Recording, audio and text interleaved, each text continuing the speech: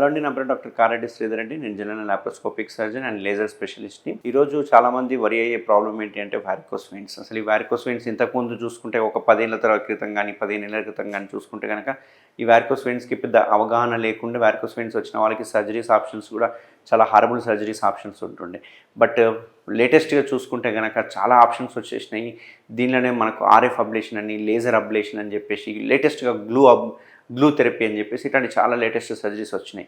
అసలు varicose veins అంటే ఏంటి, అసలు వారికోస్ వెయిన్స్ ఎందుకు వస్తాయి, దీనివల్ల ఎటువంటి ప్రాబ్లమ్స్ వస్తాయి, కాంప్లికేషన్స్ ఏంటి, వారికోస్ వెయిన్స్ని ఒకప్పుడు నెగ్లెక్ట్ చేస్తారు, ఇప్పుడు ఎందుకు నెగ్లెక్ట్ చేయకూడదు, నెగ్లెక్ట్ చేయడం వల్ల ఎటువంటి కాంప్లికేషన్స్ వస్తాయనేది వాళ్ళని నేను బ్రీఫ్గా చెప్తాను మీకు.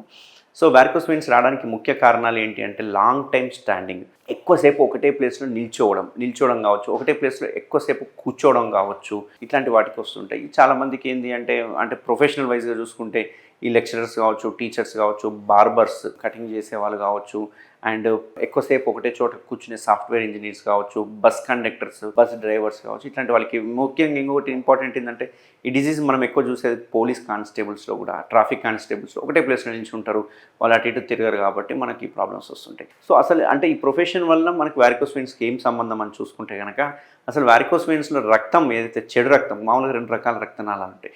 ఒకటి మంచి రక్తము, రెండోది చెడు రక్తం అంటుంటాం. అసలు ఈ చెడు రక్తం అనేది కాలాల నుంచి పైకి వెళ్ళిపోవాలి, గుండెకి వెళ్ళిపోవాలి. బట్ మనకు పైన గుండె ఉంది కాబట్టి, కొట్టుకుంటుంది కాబట్టి అందులో నుంచి రక్తం అనేది, మంచి రక్తం అనేది అంత బాడీకి మొత్తం సప్లై అవుతుంటుంది. బట్ కింద కాళ్ళలో ఉన్న రక్తంకి ఎటువంటి పంపింగ్ సిస్టమ్ లేదు. పైన హార్ట్ అంటే పంపింగ్ సిస్టమ్ లాగా పనిచేస్తుంది, బట్ కింద పంపింగ్ సిస్టమ్ లేదు. అయినా కానీ కాళ్ళలో ఉన్న రక్తం మొత్తం గుండెకి ఇలా వెళ్తుంది. ఎందుకు వెళ్తుంది అంటే అక్కడ ఉండే మజిల్స్ అనేది మనకు సెకండ్ హార్ట్ లాగా పనిచేస్తుంది.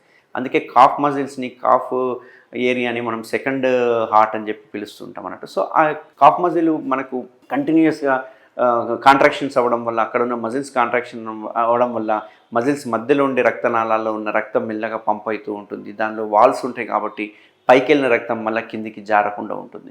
సో ఇది మనకు అంటే సిస్టమ్ అనేది, అంటే వీనస్ సిస్టమ్ అంటాం కదా, వెయిన్స్ అంటాం కదా, ఆ వెయిన్స్లో ఉన్న రక్తం హార్ట్కి వెళ్తుంటుంది. హార్ట్ నుంచి మళ్ళీ లంగ్స్కి, అక్కడ నుంచి ఫ్రెష్ ఆక్సిజన్ తోటి మళ్ళీ గుండె నుంచి మొత్తం బాడీకి సప్లై అవుతుంటుంది. ఇది కంటిన్యూస్ ప్రొసీజర్ అన్నట్టు. అందుకే మనం నడుస్తూ ఉంటే హార్ట్ లాగానే మన కాఫ్ మజిల్స్ కూడా పంప్ చేస్తూ ఉంటాయి. బట్ నడవకుండా ఒకటే ప్లేస్లో మనం కూర్చోవడము, నిల్చోవడం చేయడం వల్ల మజిల్స్ కాంట్రాక్షన్ అవ్వవు. కాంట్రాక్షన్ కాకపోయేసరికి అక్కడున్న రక్తం ఏదైతే ఉందో పైకి వెళ్ళక పూలప్ అయిపోతుంటుంది. పూలప్ అయిపోయి అక్కడున్న రక్తనాళాలు పాడవడం, ఇట్లాంటివన్నీ చూస్తూ ఉంటాం. యూజువల్గా చాలామందికి నేను ఎగ్జాంపుల్ చెప్తుంటాను. మనం ఎప్పుడన్నా నైట్ బస్లో కానీ లేకుంటే ట్రైన్లో కానీ ఒకటే దగ్గర కూర్చొని ట్రావెల్ చేస్తే కనుక నెక్స్ట్ డే చూసుకుంటే కనుక మన కాళ్ళ వాపులు వచ్చేసేస్తాయి. వాపులు రావడమే కాకుండా మన చెప్పులు కూడా పట్టవు ఓసారి. మళ్ళీ కొంచెం దూరం నడవగానే వాపు తగ్గిపోయినట్టు అనిపిస్తుంటుంది. మళ్ళీ పడుకోగానే కాలు పైకి పెట్టుకోగానే వాపు తగ్గినట్టు అనిపిస్తుంది. అంటే మనం నైట్ అంతా 12 hours ఒకటే చోట కూర్చోవడం వల్ల కాళ్ళ వాపులు వస్తుంటాయి. ఈవెన్ కార్లో ట్రావెల్ చేసినా కానీ గంటలు ట్రావెల్ చేసే వాళ్ళకి కాళ్ళ వాపులు వస్తుంటాయి. సో నడిస్తేనే మనకు పంప్ అవుతుంది, నడవకుంటే పంప్ అవ్వదు అన్నట్టు. సో దీనివల్ల మనకు ఏమవుతుందంటే ఇది కంటిన్యూస్ ప్రొసీజర్. ఇలాగే నడవకుండా ఒకటే చోట నిల్చోవడము, ఒకటే ప్రొఫెషన్ చేయడం వల్ల మెల్లగా రక్తం అనేది పంపు కాకుండా రక్తం కాళ్ళలో ఉండిపోయి అక్కడ ఉన్న రక్తనాళాలు డ్యామేజ్ అయిపోవడం వల్ల మనకి వారికోస్ వెయిన్స్ వస్తుంటాయి అన్నట్టు. ఈ వారికోస్ వెయిన్స్ లక్షణాలు ఎలా ఉంటాయంటే, ఇనీషియల్ స్టేజ్లో చూసుకుంటే కనుక మజిల్ క్రాంప్స్ ఉంటాయి, పిక్కలు పట్టేసినట్టు ఉంటాయి. అది రాత్రిపూట కావచ్చు, ఉదయం పూట కావచ్చు, పిక్కలు పట్టేసినట్టుగా అనిపిస్తుంటాయి. కాళ్ళలో ఒక రకమైన హెవీనెస్ ఉంటుంది.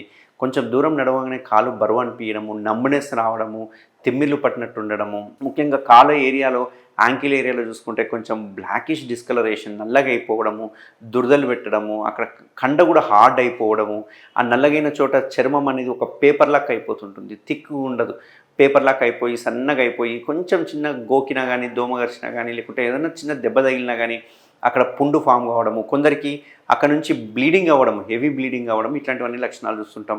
మెల్లగా పుండు పడిపోవడం జరుగుతుంది. ఆ పుండు పడ్డ తర్వాత అక్కడున్న రక్తం గడ్డగట్టడం, ఇట్లాంటివన్నీ చూస్తూ ఉంటాం అన్నట్టు. దీన్ని మనం వారికోస్ వెయిన్స్ లక్షణాలు అంటుంటాం. సో ఇనీషియల్ స్టేజ్లో ఎలా గుర్తుపట్టాలి అంటే, డైలేటెడ్ వెయిన్స్ అంటే ఎక్కడైనా వెయిన్స్ కనిపించడం, కాళ్ళలో మనకు తీగల్లాక, పాముల్లాక పాకినట్టుగా ఉండడము, మనకు డైలేటెడ్ వెయిన్స్ అంటే బయటికి విజిబుల్ కనిపిస్తుంటాయి, వెయిన్స్ కనిపిస్తుంటాయి, అట్లా కనిపించిన వెయిన్స్ ఉండడం, ఇవన్నీ మనం వారికోస్ వెయిన్స్ లక్షణాలు అంటాం. సో ఇనీషియల్ స్టేజ్లో మనకు క్రాంప్స్ స్టార్ట్ అయినా, హెవీనెస్ అనిపించినా, దురదలు పెట్టినా ఇమ్మీడియట్గా మనకు చూయించుకోవాలి. దీన్ని మనం వారికోస్ వెయిన్స్ ఉందా లేదా ఒక డూప్లెక్స్ స్కాన్ చేయడం వల్ల మనకు ఐడియా వస్తుంది. ఒకవేళ వారికోస్ వెయిన్స్ ఉంటే ఖచ్చితంగా సర్జరీ చేయించుకోవాలి. అయితే ఇంతకుముందు పాతకాలంలో చూసుకుంటే కన్వెన్షనల్ మెథడ్ ఏదైతే ఉందో స్ట్రిప్పింగ్ అండ్ లైగేషన్ అని చెప్పి మెథడ్ అని చెప్పేవాళ్ళం. అంటే కోతలు పెట్టి, మల్టిపుల్ కోతలు పెట్టి ఆ రక్తనాళాన్ని పీకేసేవాళ్ళం. బట్ ఇట్లా పీకడం వల్ల కొన్ని ప్రాబ్లమ్స్ వస్తాయి. ఎందుకంటే ఒకసారి కాలు పడిపోయే అవకాశాలు ఉంటాయి. ప్లస్ ఇట్లా పీకడం వల్ల ఆ పీకిన రక్తనాళం సగం వరకే పోతుంది, మిగతా సగం రక్తనాళం మళ్ళీ ఉబ్బడం అనేవి స్టార్ట్ అవుతుంటుంది, రికరెన్స్ వస్తూ ఉంటాయి. అంతేకాకుండా చేసిన తర్వాత సర్జరీ చేసిన తర్వాత అట్లీస్ట్ 1 వీక్ బెడ్ రెస్ట్ తీసుకోవాల్సి వస్తుంది. ఇవన్నీ ప్రాబ్లమ్స్ ఉండేవి. బట్ ఇప్పుడు లేటెస్ట్ వచ్చిన సర్జరీ మన ట్రీట్మెంట్ రేంజ్ హాస్పిటల్లో మనం చేసే సర్జరీ ఏంటి అంటే లేటెస్ట్ లేజర్ అబ్లేషన్ అంటాం. లేజర్ అబ్లేషన్, దీన్నే EVLT అంటారు, ఎండోవాస్కులర్ లేజర్ అబ్లేషన్ థెరపీ అంటాం. ఇందులో ఎటువంటి రక్తనాళాలని పీకం, ఎటువంటి రక్తనాళాలని బ్లేడ్తో కూడా కట్ చేయం. అసలు ఇక్కడ బ్లేడ్ యూజ్ చేయం, ఒక చుక్క రక్తం కూడా బయటికి రాదు. జస్ట్ రక్తనాళాలు ఏవైతే ఉబ్బిపోయినాయో, ఏవైతే వాల్స్ డ్యామేజ్ అయిపోయినాయో, ఏదైతే రక్తనాళాలు పనిచేయట్లేదు ఆ రక్తనాళాలని మనం అల్ట్రాసౌండ్ గైడెడ్ ద్వారా చూసుకొని దాన్ని మెల్లగా రక్తనాళాలని అబ్లేషన్ అంటే కాల్చి పడేసేస్తాం అన్నట్టు, మొత్తం కాల్చేస్తాం అన్నట్టు. అంటే రక్తనాళం ఉంటుంది లోపల కానీ కాలిపోయి ఉంటుంది, మొత్తం మెల్లగా అబ్జార్బ్ అయిపోతుంది అన్నట్టు. అంటే ఇక్కడ పీకము, ఎటువంటి పీకే చూపించడానికి ఏమి ఉండదు రక్తనాళం, జస్ట్ పీకకుండా అక్కడ ఉన్న రక్తనాళం కాల్చేస్తాం. దీన్నే EVLT అంటాం.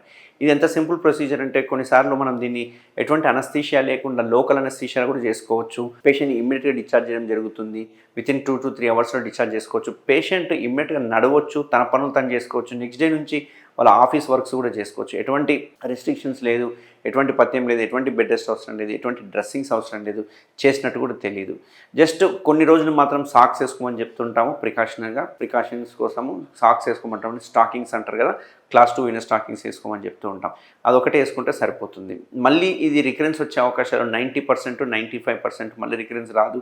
బట్ కొంచెం ప్రొఫెషన్లో చేంజ్ చేసుకోవడము, ఈ హ్యాబిట్స్ చేంజ్ చేసుకోవడము, కొంచెం నడవడము, వాకింగ్ చేయడం కావచ్చు, ఒకటే ప్లేస్లో నిల్చోవడం కాకుండా కొంచెం అటు ఇటు తిరగడం, ఇట్లాంటివి చేయడం వల్ల మళ్ళీ వారికోస్ వెయిన్స్ అనేవి లైఫ్లో రాకుండా మనం అరికొట్టచ్చు. సో ఇట్లా ఎవరికైనా సిమ్టమ్స్ ఉంటే కనుక వారికోస్ వెయిన్స్ నెగ్లెక్ట్ చేయకండి. దీనివల్ల DVT అంటాం కదా, డీప్ వెయిన్ థ్రాంబోసిస్ వచ్చే అవకాశాలు ఉంటాయి.